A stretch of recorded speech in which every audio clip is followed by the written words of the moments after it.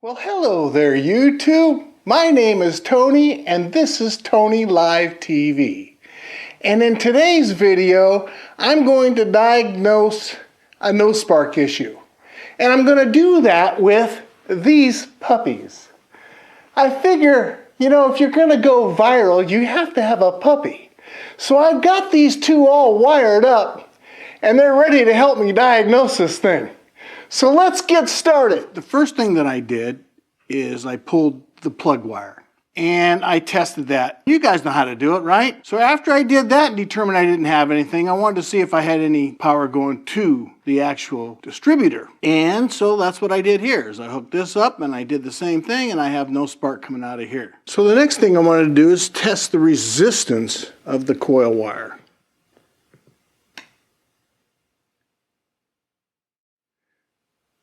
And let's take it away, try it again. There we are, pretty darn consistent. So I think that wire checks out okay. Let's move on to the next step.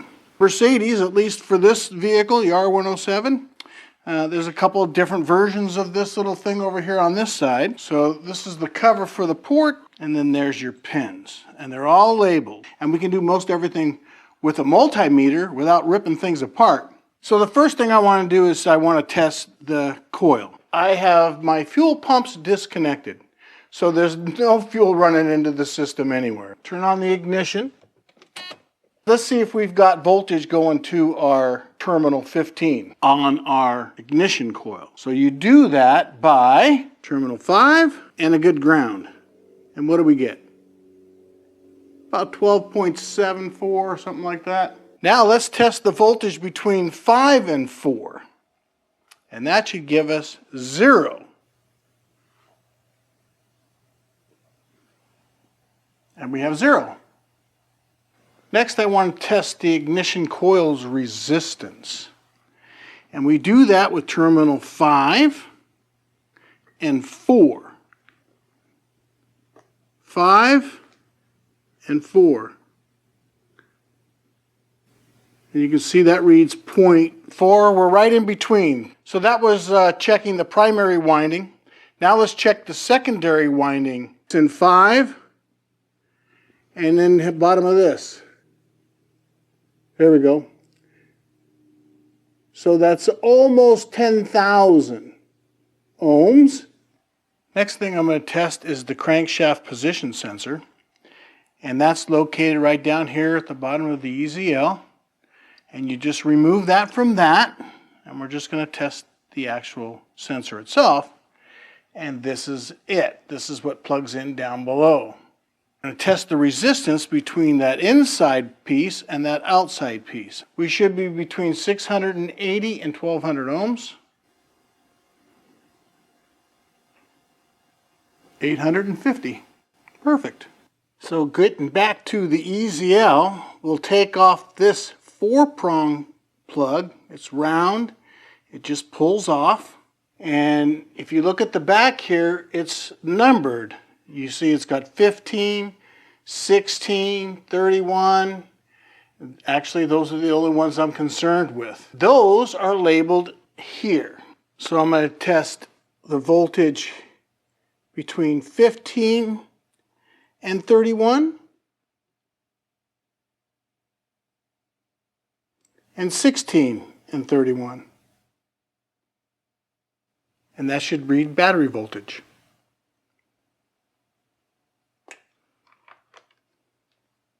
So the next thing I'm going to do is I'm going to test the crankshaft position sensor to see if it's sending pulses to the EZL.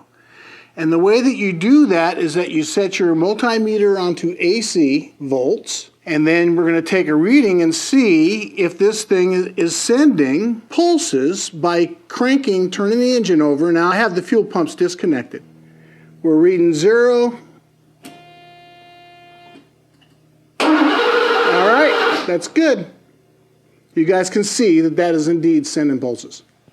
The vehicles that I see on the internet, where people are working on them, this is missing. And I think the reason is because people don't know how to take it off. Do you pull it here, you yank it and all that? But the thing is, It's split right here, so if you put a screwdriver in there, let me see if I can do it without getting in your way, then it can pop off. I want to take that thing completely off of there. There we go. I want to show you that cover. Put a screwdriver there and pop this open and then pull it up. Don't try to yank it, you'll end up breaking it. This is an 8, this is a 10. It's a nut and then a lock washer. You can't mix the wires up because these are different size sockets. I'll set those aside. Now we already did a resistance test. I believe the coil is fine. I thought I'd put up this little graphic right here to show you how the system kind of works. So the crankshaft position sensor, which is what we just checked, that will send pulses to the EZL. And then the responsibility of the EZL now is to send pulses to the coil, and it does it on the ground side. And you see I did that purple right there. I said to plug connection X26 on the engine, socket 1, circuit 15. So circuit 15 is our 12 volts. That's what that is. And then on our diagnostic socket, that would be 5. And the X26 really is just the connector. If you don't have power, you'll want to check your over voltage protection relay. While I was setting this up for this, I found the problem, or at least one problem. This one here is here. Hear it? Okay? But here, nothing. But watch. I'm not moving anything except taking my thumb off or not squeezing. So this thing has a short. And sometimes it stays on. When I test for ohms, resistance, it's within factory spec. So, yeah, see, now it's off. See? So it looks like I'm gonna get myself a new cable. These are brand new. I haven't used them ever. They're all brand new, and yet here we are. You know, there's another way we can test that coil to make sure that the coil itself will send a spark. And here's a diagram of how I wire this, and I'm just using this power supply, and I set it to the same voltage that I tested. If you guys remember right, I got 12.74 volts coming out of the top of that coil. So I've set it for the same amount. And then I have this little thing right here. And then all I got to do is touch that on that to create a simulation spark.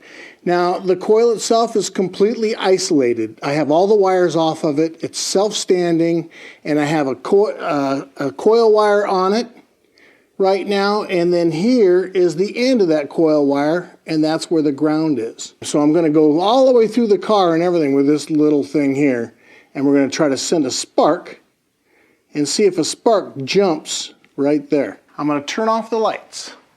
Now, I'm not expecting a huge spark because this is just a small little power supply, but I do expect to see a spark. And I do. So that is spark. The new plug wires came in, and I decided on NGK. They come with a lifetime warranty. They're proper for this vehicle.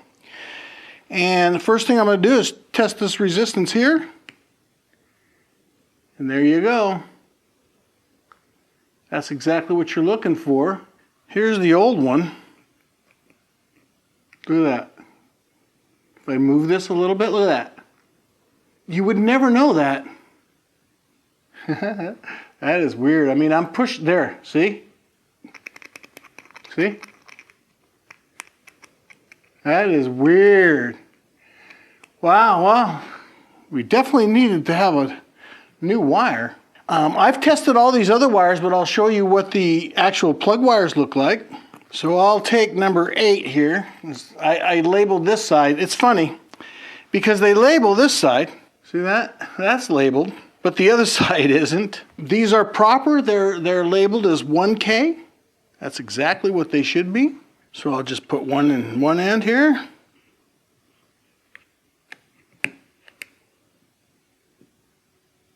.013.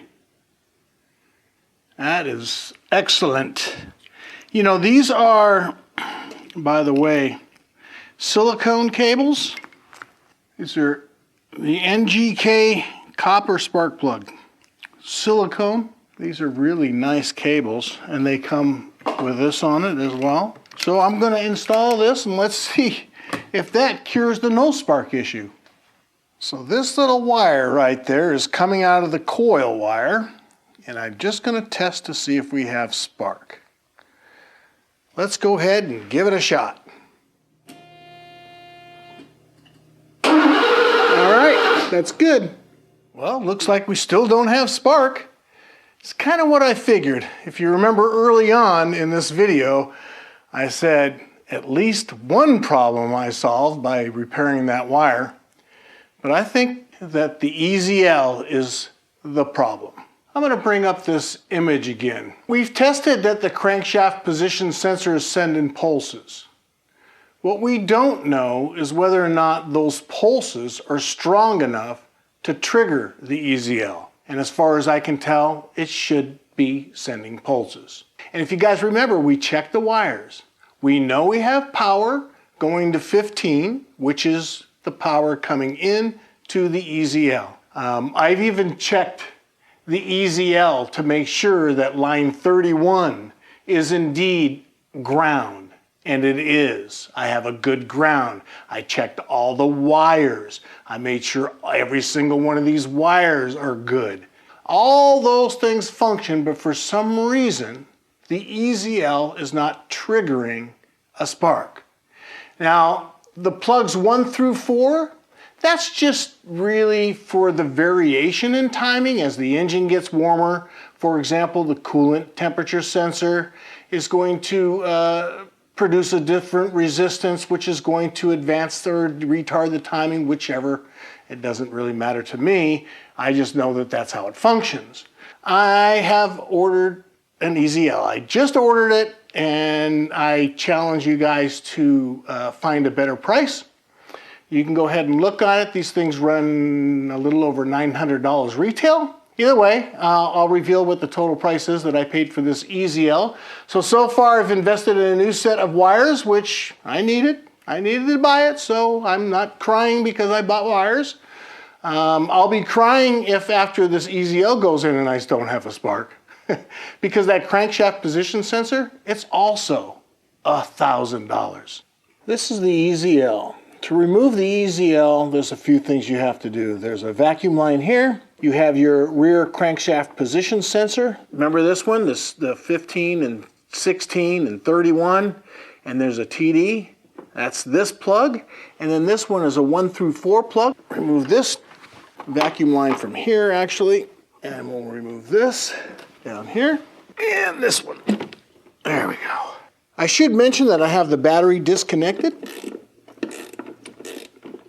Whenever you work with electrical, you should disconnect it. Once you've removed those 3, you just slide it off the posts. And that is exactly how it came out, just like that. So this is the EZL that I took out. Now I don't know if you're going to be able to see this or not. There's this discoloration right here.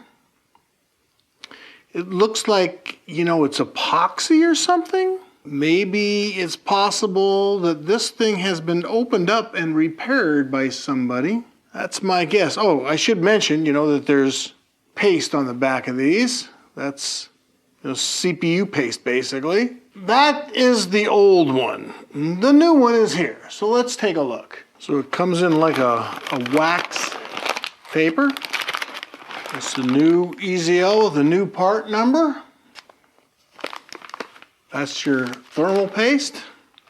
This is the new one. This is the new part number, as I mentioned earlier. This is the old part number. There's a little difference, and that's really just where the vacuum tube comes out. You know, the little vacuum line. You have this is on the old one, and this will be on the new one. As far as the position of each plug and the numbering of each plug, they're identical. Just the design is a little bit different. Remember that this does have thermal paste on the back side. There's also a thin piece of plastic probably, or maybe not. Yeah, there is, a real thin piece of plastic. The instructions in the manual say to leave it all together. It's designed that way. The cooling will work properly. It's a CPU. That's really what it is. So let's go put this CPU into the vehicle. Well, let's see. Yep. All right. We have spark. Yeah, so we actually have spark. And that's what this video was all about, was tracing it down. You know, not just throwing our money away, although it still cost me quite a bit. It was a little bit expensive, but those things needed to be replaced. I missed a big part of that video right there, and that was going from the new EZL to all of a sudden, you know, checking for spark. It's really important, really, the installation of that. So unfortunately, I just didn't video it, but it's important because on this thing right here, you've got this paste on the back, right, that we've already talked about. So, and it's got this film, and they tell you not to touch it. They put the specific amount in there that when you put this down, but there's no torque settings that I can find. I just made sure it was very even and nice and tight when I placed it on the vehicle. But before I placed it on the vehicle, I made sure that the fender, you know, the inside where it was going to attach, all that was very, very clean. You know, this is like a CPU and your car's acting like a heat sink. Once things are going, I'm going to be shooting the gauge on here, you know, to check the temperature of this thing. You can see this one here has some silicone. That's what that substance feels like, is like a silicone, but it's like it's gotten hard because it's, you know, it's gone through some heat cycles. But I would say this has definitely been repaired. Now that brings me to the next part, and that is, you know, this diagram. You know, how did I diagnose this, right? I went all the way back. You know, I didn't go out and I didn't purchase a coil because I didn't have a spark. You know, we checked it, methodically checked it. We used the diagnostic socket, all that kind of stuff. So it came down to this EZL, and it was tough for me, you know, to part with $1,000. You guys saw that I got it for 33% off. Right now, a coil is 40% off. I did a video on how to purchase these parts, and it's from the dealer. There's no difference than going to your local dealer, but I didn't pay tax, and I paid very little in shipping, and I also got it for 33% off. But getting back to this diagram, you saw exactly how I did it. You know, I mean, we checked for power coming in, and we knew we had power to the coil. We continued testing the coil because that was our next, you know, point of failure, and all of those things checked out. So now we moved on, checking to make sure that the EZL had some power to it, and of course making sure the EZL was getting signals from the crankshaft position sensor. Matter of fact, I think this video is going to be very timely for a guy on Facebook. I just saw, he says, should I buy a crankshaft position sensor? I think he might have said something about having a bad spark or a weak spark. If you've got a weak spark, check your coil. You know, these other things, they just tell your coil to send a spark. All right, so check your battery, check your coil. That's what you need to do that. You saw that you can fire that thing off yourself. So $800 for a crankshaft position sensor. So I would test it first. And that's right, that's what we did. This video is all about testing it. And also I want to go to the next diagram, which talks about the function of it. There's the, you know, the section in the manual 15-510. And I have a link to the manual down below in every one of my videos. But you can see this tells you exactly what pins go where and all that kind of stuff. So this is really how I diagnosed everything. I checked everything. And the manual also has a diagnostic chart. I just took a different approach maybe than the manual would have, but we found out exactly why we didn't have spark, and now we have a great spark. And that's really what it's all about. We have a great spark, and no puppies were harmed in the making of this video. I want you guys to know that, all right? Well, thanks for subscribing. Is it going to start? I don't know. You know, we've got a lot of things going in favor of a start, so I'm hoping for a start, but we don't know. That's coming up in a future video. Is it the next video? I don't know, because if it doesn't start, then there's more things going on. Remember, this vehicle's been sitting here for 16 years. I rebuilt the engine. That part I feel very confident about. And then there's a couple of things that I have not replaced actually in the whole system, right? Like the fuel pressure regulator as an example. I haven't replaced that. All these parts are very expensive. So, you know, until I can make sure I have fuel, air, and spark, I can't get to the next level, and that is fuel pressures and how they work, and which reminds me, I'm going to dive deeper into that X11 socket. If this thing starts, I'm going to use a duty cycle and things like that, and we're going to try to set the CO mixture. So there's a lot of stuff coming up. I hope you guys subscribe. You know, a lot of people, you come and go and you don't subscribe, you forget about me. That's cool. I don't make videos to make videos. I'm not a YouTuber. I'm just a guy restoring a vehicle and sharing it with everybody because I think you can all benefit. I know I could have if this video was already out there. It wouldn't have taken me this long to produce this video if this video was already out there. So no, I'm not a copycat. I don't sit there and tell you how things work. I get in there and this is how it works. In my previous video, I did not get in there and test every single pin of the, overload protection relay, and I didn't want that part of this video. That's what you should have in your glove box. I wanted to do that as a separate video. This video is really about diagnosing a no spark. We got to the root, we know we have spark, so stay tuned for the next one. Until then, you guys, oh, we can't go yet. No, I can't go yet.